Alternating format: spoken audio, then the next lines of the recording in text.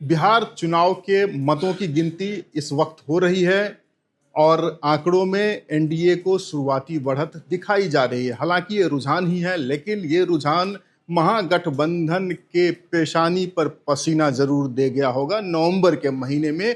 और महागठबंधन आज यही कह रहा होगा कि मेरी कश्ती डूबी वहां जहां पानी कम था। ये इलाका देखिए जहां पानी कम था। महागठबंधन के लिए ध्यान दीजिए।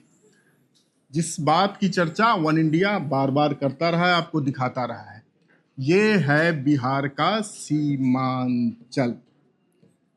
बिहार का सीमांचल है। इसमें पूर्णिया, कटिहार, किशनगंज और अररिया, 4 जिले के 24 सीटें, अल्पसंख्यक बहुल सीटें, जहां से MY समीकरण पर भरोसा करने वाली राष्ट्रीय जनता दल और उनकी सहयोगी कांग्रेस यानी कि महागठबंधन को बहुत ही उम्मीद रहती है। एक बार फिर सीमांचल राष्ट्रीय जनता दल को अंगूठा दिखा चुका है। और इस चुनाव में हम 2 फैक्टर की बात बहुत ज्यादा कर रहे थे। पीके फैक्टर, पीके तो पड़ गए फीके, लेकिन ओवैसी का जादू चल रहा है। और कैसे चल रहा है दोस्तों, अगर आप क्रिकेट का खेल देखते हैं और महागठबंधन के नेता तेजस्वी यादव क्रिकेटर हैं, तो आप ये समझिए कि इसमें नॉन स्ट्राइकर का भी बहुत बड़ा रोल होता है। और ओवैसी वही नॉन स्ट्राइकर बने हुए हैं। यहां पर एनडीए चौके छक्के लगा रहा है और ओवैसी की पार्टी MIM सिंगल्स लेके स्ट्राइक रोटेट कर रही है। अब देखते हैं सीमांचल की महत्वपूर्ण सीटों की अभी क्या स्थिति है। शुरुआत करते हैं किशनगंज से।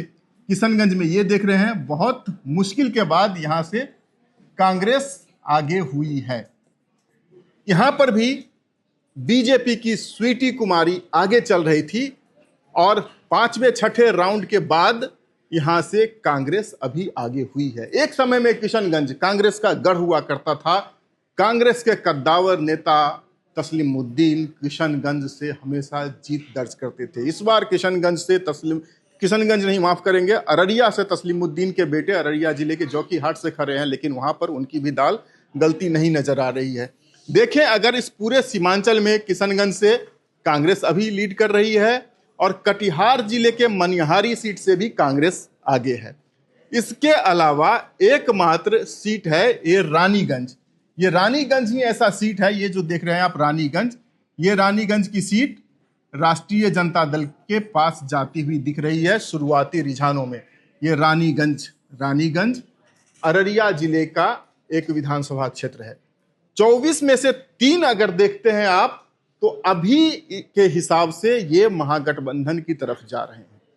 हालांकि महागठबंधन की अगर बात करें तो सीमांचल में महागठबंधन पर ओवैसी फैक्टर भारी है। महागठबंधन की 24 सीटों में से आप देखिए कोचाधामन, अमौर और जोकीहाट 22, ये 4 विधानसभा सीटें ऐसी है, और ठाकुरगंज 5। पिछली बार भी 2020 के विधानसभा चुनाव में ओवैसी की पार्टी MIM ने सीमांचल में 5 सीटें जीती थी। इस बार के चुनाव में दोपहर के 12:30 बजे तक यहां पर ओवैसी की पार्टी की बढ़त है और ओवैसी की पार्टी बिहार के सीमांचल की 5 सीटों पर आगे चल रही है, जबकि महागठबंधन केवल 3 सीटों पर आगे है। और बाकी देखिए क्या धमाचौकड़ी मची है। या तो भारतीय जनता पार्टी है, या JDU है, या LJP है। दोस्तों याद रखिए, LJP बिहार विधानसभा चुनाव में पहली बार JDU के साथ भी चुनाव लड़ रही है। इससे पहले जब JDU गठबंधन में होते थे तो LJP नहीं होता था, LJP होते थे तो JDU नहीं होते थे। लेकिन इस बार BJP, JDU, LJP, HAM, RLM संगठित होकर चुनाव लड़ रहे हैं। हालांकि सीमांचल में एनडीए की जो 2 अन्य सहयोगी पार्टियां हैं, उनका कोई जलवा नहीं दिख रहा है। यहां पर RLM और HAM का न तो कोई उम्मीदवार था, न ही उनका कुछ प्रभाव यहां पर दिख रहा है। लेकिन देखिए, बलरामपुर जैसी सीट से लोक जनशक्ति पार्टी रामविलास आगे चल रही है। कस्बा से, पूर्णिया जिले की एक महत्वपूर्ण सीट है, कस्बा से भी LJPR आगे चल रही है। बहादुरगंज सीट जो किशनगंज का एक विधानसभा क्षेत्र है, वहां से भी LJPR आगे चल रही है।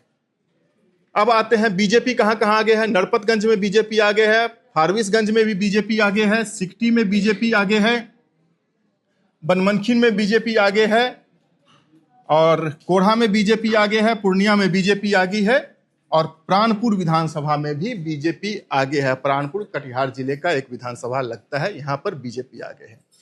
ये जो आप गहरे हरे रंग में देख रहे हैं, ये ओवैसी की पार्टी एमआईएम का रंग है। ये जो हल्के हरे में देख रहे हैं, ये जेडीयू का रंग है। जेडीयू रुपौली में, बरारी में, अररिया में, धमदाहा में, कड़वा में, इन सारी सीटों पर जेडीयू आगे है।